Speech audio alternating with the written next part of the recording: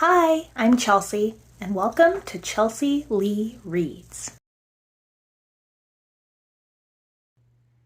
So today we're going to talk about all of my reading for September, and I felt like I had a pretty good reading month, a better one than I've had in a long time. So we'll talk about all the books I read. So let's start with the first one that I finished, which was Book Lovers by Emily Henry. That stupid Target sticker, I gotta take that off. But it was fantastic. I thoroughly enjoyed this. I read Emily Henry's beach read while I was at the beach. How perfect is that? I have yet to read her People We Meet on Vacation, but I'm very excited because I'm sure I will like it just as much, if not more, as I liked the other two that she has, Book Lovers and Beach Read. So this was a sweet, heartwarming little story with just a tiny bit of spice. Not a spicy book, I don't think, but just enough to like say it was fun, you know? If you're into that kind of thing. I thoroughly enjoyed it.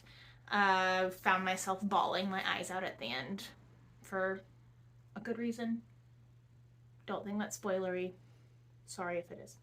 But yes, I will be on the lookout for Emily Henry books for the rest of my life, probably. And I gave Book Lovers 5 out of 5 stars. The next book I finished was one that I've been working on for over a year. It is The Body Keeps the Score by Bessel van der Kolk, MD. This is just, it's a very, like, brain-heavy book. Like, you have to think and follow along and think science-y. But it is just fantastic. Like, if anyone... So, like, I'm essentially saying everyone. If anyone has trauma that they're working through or trying to work through or is trying to think about even working through, this is a great book to read. It talks about trauma and how our bodies handle it and how our minds either compute it or don't compute it and what it does to our bodies and good ways to figure out how to get help and different treatments and therapies and all of that stuff that you can find someone, a professional, to help you work on your trauma through. Body Keeps the Score, I also gave it a 5 out of 5. I think everyone should read this. I worked through this like a chapter or so a day, or even sometimes half a chapter a day in the morning when my brain is more ready to receive science-y and nonfiction books. Like I said, this took me well over a year because I took a long break from it because I was just in the midst of life and moving and all of those things. So I definitely, absolutely recommend this. 5 out of 5 stars. The Body Keeps the Score. The same day I finished The Body Keeps the Score, I finished The House in the Cerulean Sea by T.J. Klune. I listened to it on audiobook and it has solidified itself a place in my top favorite books ever. Even just thinking about it, I'm getting emotional. It is absolutely fantastic. It is a wonderful story about a caseworker, sort of, who is assigned the highest priority confidentiality orphanage, and he goes and sees how this orphanage is being run.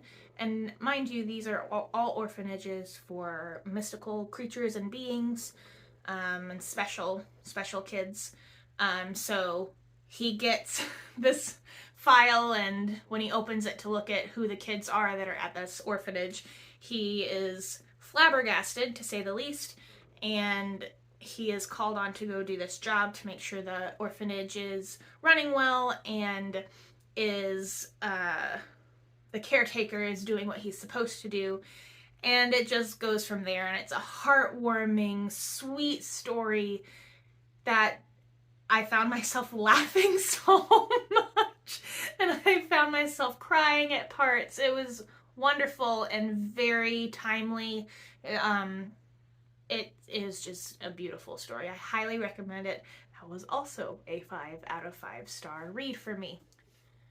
The next book I finished was A Court of Thorns and Roses by Sarah J. Maas. I figured it was about time for me to read this. It's been sitting on my bookshelf for I don't know how long. So I decided it was finally time, and I am so glad I did. This was a 4.5 star read for me. It's not a book I would probably read again, but I thoroughly enjoyed it. I say that a lot, don't I? I greatly enjoyed it, and the story and the ending is just incredible, and I was not expecting it, and so I'm excited to finish the series. Probably won't go back and read it. 5-star reads are like, yes, I will absolutely read this again if I ever get through my huge pile of TBRs. We'll see. It is one that I enjoyed, but I probably wouldn't pick up again. So I'll finish the series and we'll see how the rest goes. So the next book I read was The Cul-De-Sac War by Melissa Ferguson. I read this. This was my pick for my personal book club that I have with 3 other friends. It's really cute and small, and we get to talk about books and read books that we would never have chosen for ourselves, which is really great. I'm a sucker for a good romance, or a sweet romance. It doesn't even have to be good. And so this was my pick, The Cul-De-Sac War by Melissa Ferguson. I had read her Meet Me in the Margins, I think at the beginning of the year, and I really liked it. I listened to it on audio, and the narrator was fantastic, and I was like, I'll just read the rest of her book since I like this one so much. And The Cul-De-Sac War I also listened to on audiobook, and it was good. It got me because it had performing arts in it, and I'm a singer and an actress, and I work at a children's theater locally, so I was like, yes, theater, yeah, awesome. And it was good. It was not as good as Meet Me in the Margins, in my opinion.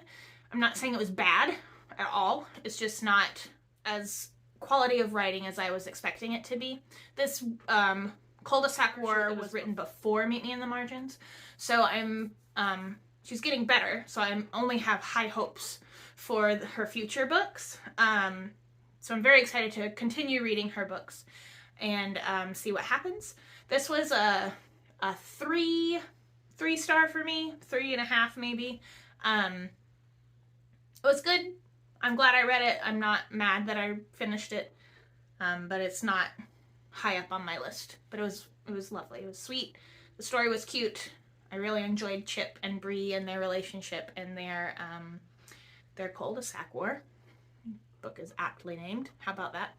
And you know how you wish characters happiness at the end of books. I thoroughly wish them all of the happiness in their fictional lives.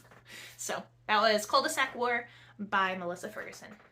Also, The Cul-De-Sac War was part of my Bookoplathon role for favorite trope and its enemies to lovers. So that is 1 out of 5 that I completed for Bookoplathon. The other book that I completed for Bookoplathon was The School of Essential Ingredients by Erica Bauermeister. This was a sweet little read. It wasn't very long. It's like, what, 300 pages? Not even, 240-ish, 250. I think I read this in like 2 days. Nope, that's a lie. I read it in 5 days. 4 days if you count the one day that I didn't read it anything.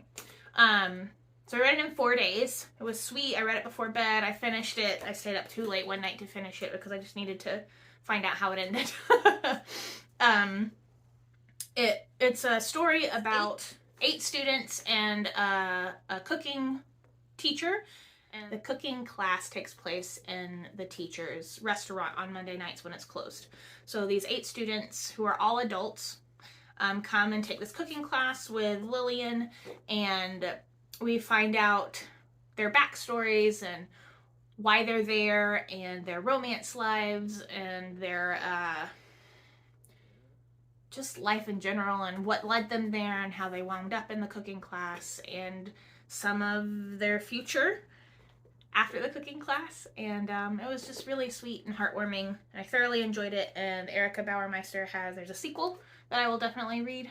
I'm very excited to read that, and I have another one of her books, but I can't remember the name of it, so I'll probably put that, no, I have my stars, so we'll see whenever I draw that I'll pick it out of the jar and read it then. This one was a 3.5 star read for me. It was sweet. I probably won't read it again, but I'm thoroughly glad that I read it. And it was just a lovely little story. And all of their, the characters' backstories were very good. I thoroughly enjoyed it. I've got to find another phrase. So the category for the Bookoplathon that I completed this for was, it was autumn, and autumn makes me think of school, and this was the closest thing I really had to school in any way, shape, or form, and the colors are sort of autumny, so that was my success for Bookoplathon number 2. And those are the 5 books I read in September. I'm recording this on the 1st of October, so I literally cannot read anymore in September. I am almost done with My Money My Way by Kumiko Love. I've got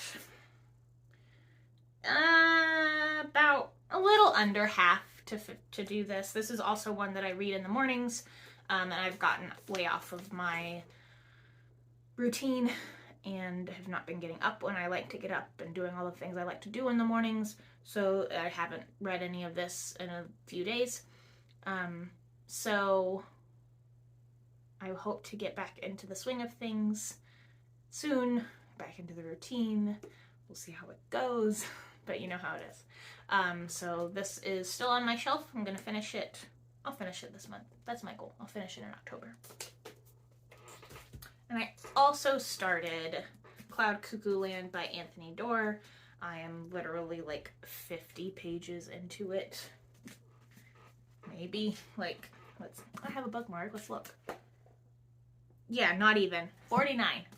So I'm 49 pages into it, and I am enjoying it. It just takes me, I have to think about what I'm reading, and I just haven't been in that brain place lately. So I will read it, and we'll talk about my goals for October.